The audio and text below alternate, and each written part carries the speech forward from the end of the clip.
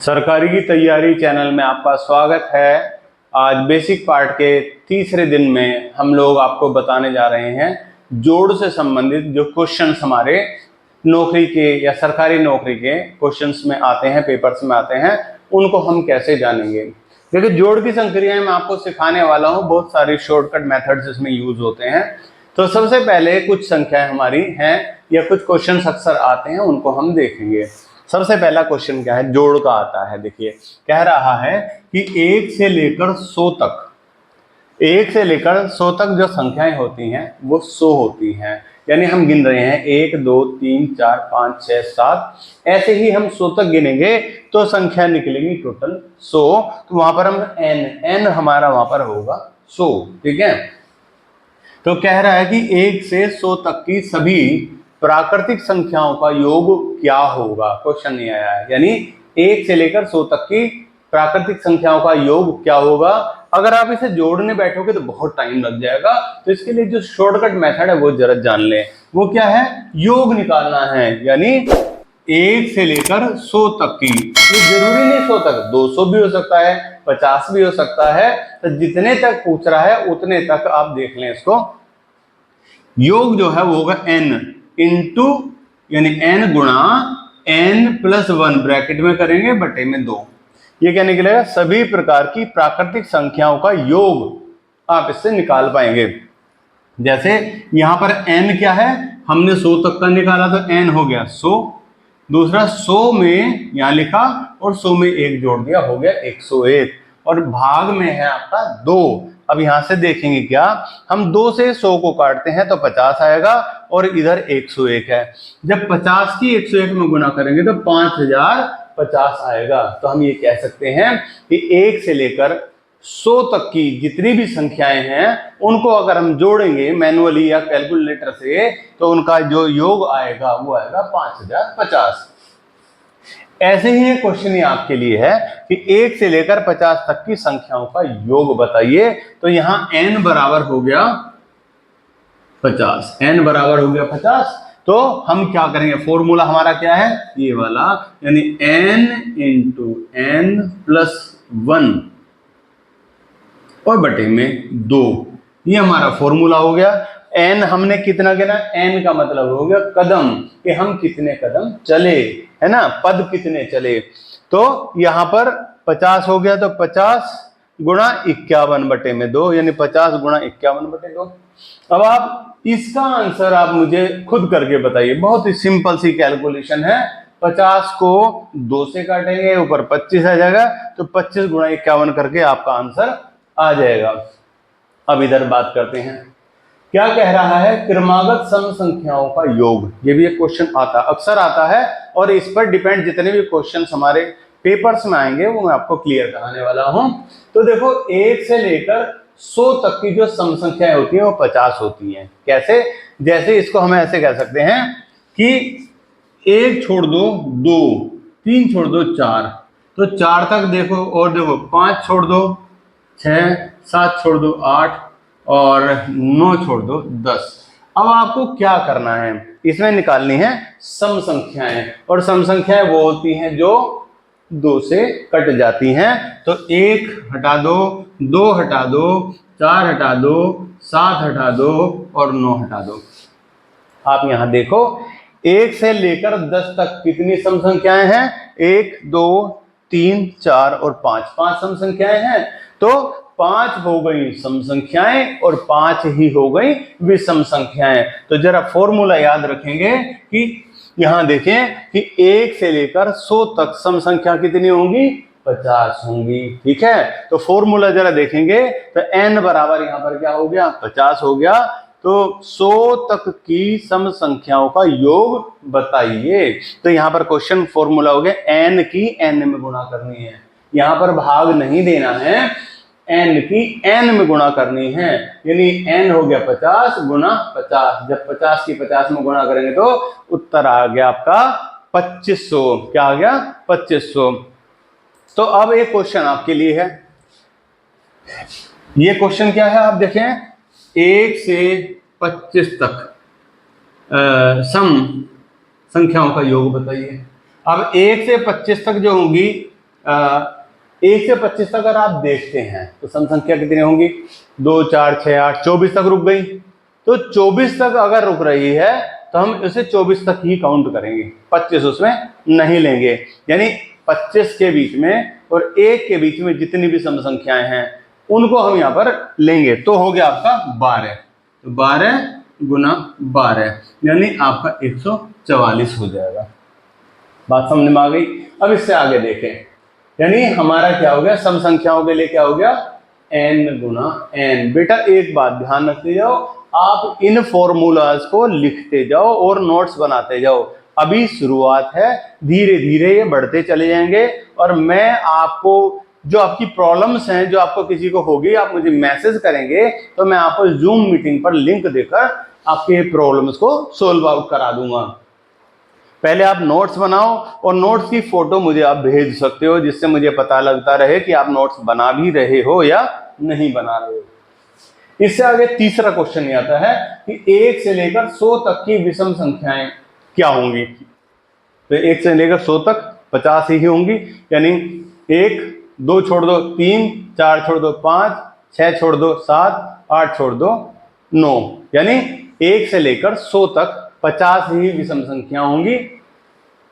अब क्या कह रहा है, 1 से लेकर 100 तक की विषम संख्याओं का योग बताइए। तो फॉर्मूला क्या लगेगा, n इंटू n प्लस 1। देखिए n इंटू n और प्लस में 1, यानी यहां क्या करना है आपका, n इंटू n प्लस 1 करना है। तो बेटा यहां देखने वाली बात क्या है, n कितना हो गया 50, n में 1 जोड़ दिया तो 51, तो 51 ये आपका आंसर हो गया, 51 50।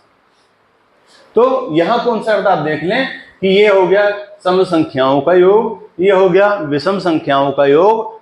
यानी देखो क्या कह रहा है, 1 से लेकर 50, 1 से लेकर 100 तक विषम संख्याओं का योग, 1 से लेकर 100 तक सम संख्याओं का योग। तो अगर हम इन्हें जोड़ते हैं यानी 2500 और 25 50 अगर हम इन्हें जोड़ते हैं तो 0 5 5 और 5 10, 2 2 4 और 1 5, कितना आ गया, यानी सम संख्या और विषम संख्याओं का योग ये आ गया, यानी होगी सारे प्राकृतिक संख्याओं का योग।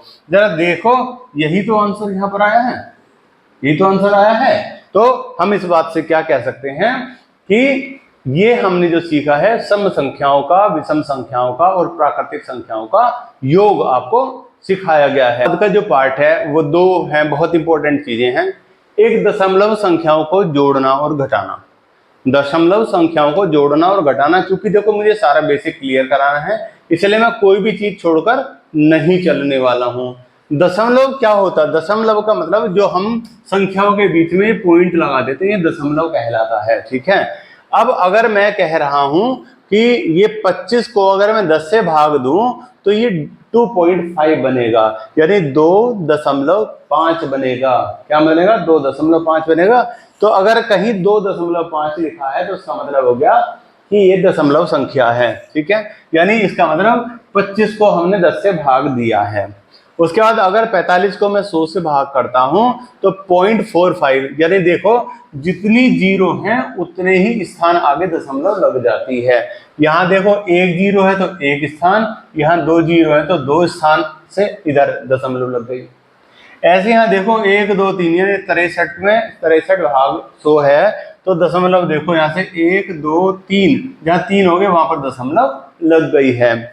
ऐसी 78/10,000 है तो कितनी जीरो हो गई, 4 जीरो हो गई। तो 1 2 3 4, जहां 4 जीरो पूरी हो गई वहां पर दशमलव लगा दिया, ठीक है। अब इस पर क्वेश्चन किस तरह से आ सकता है कि दशमलव संख्याओं को जोड़ो या दशमलव संख्याओं को घटाओ। मतलब मैं आपको बेसिक का एक एक पार्ट कराने वाला हूं। जैसे एक संख्या है कि 25.45 प्लस 378.769 प्लस 3783.222 और प्लस 0.45 को जोड़ो। तो ध्यान करेंगे इसमें जो दशमलव है वो एक सिधाई में रखनी है, एक सीध में रखनी है। तो देखो जरा 25.45 378.769 और 3783.222, ऐसे ही 0.45 इनको जो रखा गया इस तरह से ही रखना है। और जो जो संख्या जहां आ रही है 9 और 2 11, 11 का एक हासिल लगा 1, और ऐसे ही इसको जोड़कर यहाँ कर दिया और ऐसे ही इसको जोड़कर यहाँ कर दिया। जो हासिल लगता रहेगा आ जाएगा 5 8 13, ये 7 हो गया। ऐसे ही इसको जोड़ा यहाँ हो गया, ये जोड़ा है, मैंने जोड़ के कर दिया है। थोड़ा फास्ट में इसलिए बता रहा हूँ, लिख पहले से ले लेता हूँ कि जिससे कम समय में ज्यादा चीजें कवर की जा सके। यानी आप इसको ऐसे कर सकते हो कि एक लाइन खींचो, जहां पर आपकी दशमलव है वहां आप लाइन खींच लो और उनको फटाफट से ऐसे ऐसे जोड़ते चले जाओ। ठीक है, अब इधर आते हैं दूसरा पार्ट, ये आता हमारा भिन्न। भिन्न के ऊपर भी काफी क्वेश्चंस आते हैं। भिन्न क्या होता है? भिन्न मान के चलो जैसे एक रोटी है, क्या है ये? एक रोटी है। रोटी के हमने 4 हिस्से किए। क्या किए? 4 हिस्से किए। तो ये वाला हिस्सा देखें जरा, अगर मैं गिनती करूंगा यहाँ से 1 2 3 4, तो देखो जरा कितने हिस्से, 1 2 और 3, कितने हिस्से हो गए? 3। तो इसको मैं ये कह रहा हूं 3/4। अब 3/4 का मतलब होता है कि एक रोटी के 4 हिस्से किए, 3 हिस्से मेरे पास में हैं। 3/4 बोलने से ये पता लगता है। दूसरा, ये वाला जो हिस्सा बचता है, हमें क्या दिख रहा है कि एक रोटी के ऐसे करके देखे जरा, यहाँ ऐसे अगर हम करते हैं तो क्या कह रहा है कि एक रोटी के 4 हिस्से किए और उसमें से एक मेरे पास में है, यानी 1/4। 4 में से एक हिस्सा मुझे मिला है और 4 में से 3 हिस्से मेरे बड़े भैया को मिले हैं। तो ये भिन्न को दिखाने का तरीका है। एक और एग्जांपल देखें, यहाँ देखो हमने इसके एक रोटी के 8 टुकड़े किए। तो देखो ये वाला क्या है? 1/8, यानी ये वाला यहाँ आ गया। देखो ये वाला जो है यहाँ से यहाँ आ गया, तो हो गया 1/8। ये कितना होगा? 1 2, यानी 1 और 2, ये हो गया 2/8। अब इसको देखो ये कितने हैं, तो गिन लेते हैं। यानी वही वाली रोटी इधर है, 1 2 3 4 5। तो ऊपर तो वो हिस्सा होगा जो हमारे पास है और नीचे वो होगा जो उस पूरी रोटी के टुकड़े किए गए हैं, यानी 5/8। अब इसमें भी क्या होता है आगे, कई और टर्म्स हैं, कई और पद हैं। इसने कहा समान भिन्न। समान भिन्न कौन सी होती हैं? जैसा आपने देखा 1/2, 5/2, 7/2, 11/2। तो आपने देखा ऊपर जो होता है इसको बोलते हैं अंश बेटा, और नीचे वाले को बोलते हैं हर। तो इसमें हम क्या देख रहे हैं कि कह रहा है कि जो हर है वो एक जैसा है, संख्या चाहे जो है लेकिन हर एक जैसा है। तो इनको हम क्या कहते हैं? जिन संख्याओं का हर एक समान होता है उनको समान भिन्न कहते हैं। नोट करते जाना, नोट्स बनाते जाओगे, प्रॉब्लम नहीं आएगी। उसके बाद में दूसरा देखो, असमान भिन्न। समान असमान। असमान भिन्न क्या होती है? देखो 3/5, 4/3, 7/2, 1/8। जरा आप ये देखो, यहाँ इनका देखो हर क्या है? यहाँ 5 है, 3 है, 2 है, 8 है, यानी इनका हर जो है वो अलग है हर एक संख्या का। तो कह रहा है जिन संख्याओं का हर असमान हो वो असमान भिन्न कहलाती हैं। उसके बाद में आता है पद और उचित भिन्न। उचित भिन्न कौन सी होती हैं? जरा देखो 1/2, यानी नीचे वाला बड़ा ऊपर वाला छोटा। 3/5, नीचे वाला बड़ा ऊपर वाला छोटा। 6/8, नीचे वाला बड़ा ऊपर वाला छोटा। तो क्या कह रहा है कि जिनका अंश हर से छोटा हो, यानी अंश ऊपर वाला, या ऐसे कह सकते हैं जिनका हर अंश से बड़ा हो। ऊपर वाला जो है क्या है? ऊपर वाला छोटा हो, नीचे वाला बड़ा हो, अंश छोटा हो, हर बड़ा हो, ऐसी संख्याएं उचित भिन्न कहलाती हैं। उससे आगे देखें अनुचित भिन्न। अनुचित भिन्न कौन सी होती हैं? देखो जरा यहां पर देखो 3/2 है, ऊपर वाला बड़ा यानी अंश बड़ा, हर छोटा। 7/3, 7 बड़ा 3 छोटा। 5/2, 5 बड़ा यानी अंश बड़ा, हर छोटा। तो अनुचित भिन्न कौन सी कहलाती हैं? जिनका अंश हर से बड़ा होता है वो अनुचित भिन्न कहलाती है। इससे आगे कुछ और भी चीजें हैं। अब नेक्स्ट पार्ट में आता है आपका व्युत्क्रम भिन्न या विपरीत भिन्न भी कहते हैं। व्युत्क्रम भिन्न क्या होता है? जैसे किसी चीज को उल्टा कर देना। यहाँ पर देखो 2/3 का व्युत्क्रम भिन्न क्या है, तो 2/3 को 3 को ऊपर लिख दिया और 2 को नीचे लिख दिया, ये कहलाएगा इसका व्युत्क्रम भिन्न। अब मुझे ये बताओ 7/3 का व्युत्क्रम भिन्न क्या होगा, इसका आंसर आप कमेंट में करके बताइए, ठीक है बेटा। आगे देखो सतत भिन्न आता है, इसके ऊपर भी काफी क्वेश्चंस आते हैं, ध्यान कर लेना, हल्के में मत लेना, एक एक चीज मैं आपको सारी क्लियर करा रहा हूं। तो ये क्या होता है, जो इस तरह से लिखा रहता है कि 3 + 2/1 और 3 + 2 में 4 + 1 + 5/6, ये सतत भिन्न कहलाता है। इसका भी एक शॉर्टकट तरीका है, वो मैं आपको आगे बताऊंगा, अभी मैं आपका बेस क्लियर करा रहा हूं। उसके बाद एक आता है समतुल्य भिन्न। समतुल्य भिन्न कौन सा होता है, जिनका अनुपात एक जैसा होता है, 3/5।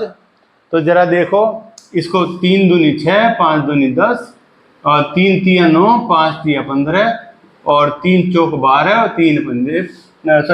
5 चौक 20। देखो 3 से 3 दूनी 6, 5 दूनी 10, 3 से 3 तिया 9, 5 तिया 15, 3 से ही 3 चौक 12 और 5 चौक 20 आ रहा है, ये समतुल्य भिन्न हो गया। तो समतुल्य भिन्न क्या हो गया, जो अनुपातिक रूप से एक जैसे ही हो, ठीक है। अब आता है भिन्नों का योग करना। क्या आता है, भिन्नों का योग करना, यानी अगर देखें जरा 1/6 जमा 3/6 जमा 5/6, ये हो गया। अगर हम इनका योग करेंगे तो देखो यहाँ पर ये ऊपर अंश है, नीचे हर है। अगर मैं हर को बेटा जोड़ दूंगा तो जब ये हर एक जैसा होगा तो हम इसको एक पूरी लाइन खींच के ऐसे लिख सकते हैं, ठीक है। तो हमने 6 लिख दिया। जब ये हो गया तो ऊपर वाला 1 + 3 + 5 यानी 3 और 1 4 5 9 9/6 हो गया। और जब हम इसको ऊपर नीचे काटेंगे, किससे काटेंगे, 3 से, दोनों संख्या 3 से कट जाएंगी। 3 दूनी 6, देखो 3 दूनी 6 और 3 तिया 9, ये आ गया। तो ये क्या हो गया, भिन्नों का योग। और कब, जब भिन्नों के अंश समान हो, भिन्नों के हर समान हो, तब आप बिना किसी रुकावट के, बिना किसी परेशानी के आप पूरी की पूरी मतलब संख्या को जोड़ सकते हैं। अब यहां देखें जरा, जब भिन्नों के जो अंश हैं, हर हैं, ये अलग अलग हैं, इनको जोड़ना थोड़ा सा मुश्किल पड़ेगा, लेकिन सीख लो, बड़ा आसान हो जाएगा तुम्हें। 5/3, 2/5 और 3/10।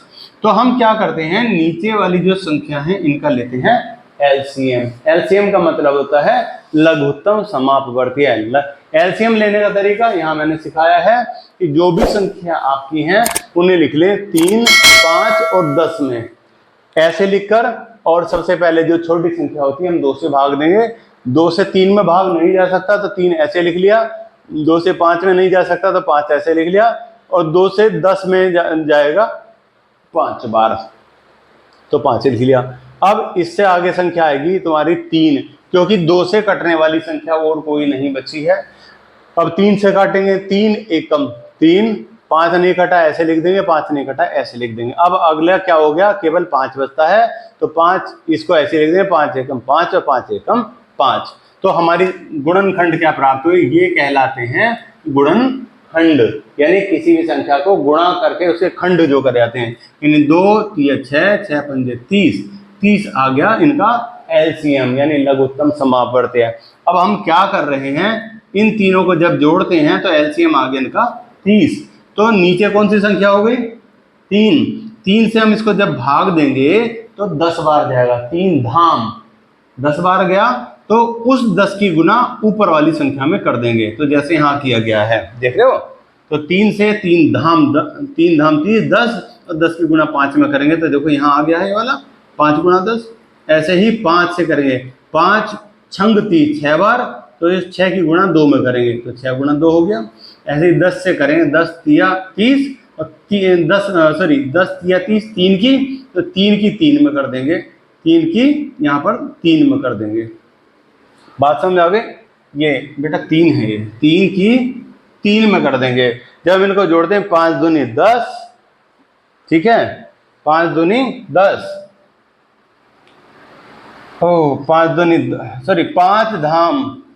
5 धाम 50, ये आ गया। और 2 छंग 12 ये आ गया और 3 तिया 9 ये आ गया। देखो अब इनका अंश हर जो है वो 30 है और 50 12 हो गया 62 और 9 हो गए 71, तो 71/30 इसका आंसर आ गया। ठीक है, अब ये मैंने आपको क्या बताया कि हम कैसे एलसीएम निकाल सकते हैं, इसके बारे में हम मतलब और ज्यादा पढ़ेंगे, लेकिन अब इधर आ जाइए। ये क्या कह रहा है, देखो संयुक्त और मिश्रित भिन्नों का योग कैसे करना है। देखो ये ऐसे जो लिखा हुआ है ये इसको संयुक्त भिन्न या मिश्रित भिन्न कहते हैं। इसमें करते क्या है जरा देखो, 3 की गुणा 5 में करेंगे, 3 पंजे 15 और 15 में 2 जोड़ देंगे 17, तो 17/3 लिख दिया। ऐसे ही 5 चौक 20, 20 और 3 23, ऊपर 23/5 हो गया। अब ये हो गया। अब इनका क्या करेंगे, हम एलसीएम करेंगे। 3 का और 5 का एलसीएम हम करेंगे, तो यहाँ करके देख सकते हो 3 का और 5 का, चूंकि कुछ कॉमन तो है नहीं, तो 3 एकम 3 5 बचा, और 5 से करेंगे 1 और 5 एकम 5, यानी 3 पंजे 15, तो हमने एलसीएम ले लिया 15। अब देखो जरा 3 से भाग देंगे 15 को, तो 3 पंजे 5 बार जाएगा, तो 5 की गुना 17 में करेंगे, यानी 17 गुना 5 हो गया। ऐसे ही अब 5 से 3 को भाग देंगे, 5 से 3 को देंगे तो 5 किया 15, 3 बार गया, तो उस 3 की गुणा यहाँ कर देंगे इसमें, तो 3 की गुणा जब 23 में कर ये आ गया, इनकी गुणा करने पर आया यहाँ 85 हो गया, ये 69 हो गया। इन दोनों को जोड़ा 154/15, ये आंसर आ गया। इससे अगली क्लास में हम भिन्नों के अंतर आदि के बारे में पढ़ेंगे। तो आज की मैं वीडियो यहीं समाप्त करता हूं। इससे अगले पार्ट में आगे के क्वेश्चंस और जो संक्रियाएं हैं वो सारी करेंगे। और बेटा देखो, हिम्मत मत हारना, ये आपको मेहनत करनी पड़ेगी, हिम्मत करनी पड़ेगी, तभी आप कंपटीशन में सवाल निकाल पाओगे। और कोई बहुत मुश्किल नहीं है, बस केवल क्या है, नोट्स बनाते चलो। आप नोट्स बनाते चलोगे तो मैं आपको जूम पर ले लूंगा, जब कभी भी मेरी आपकी मीटिंग होगी मैं उसमें आपका जूम पर लेकर आपकी सारी प्रॉब्लम्स को सॉर्ट आउट कर दूंगा। आज की वीडियो यहीं समाप्त करता हूं। वीडियो अगर पसंद आए तो वीडियो को लाइक करें और मेरे चैनल को सब्सक्राइब करें, पसंद आए तो औरों को भी शेयर करें। Thank you.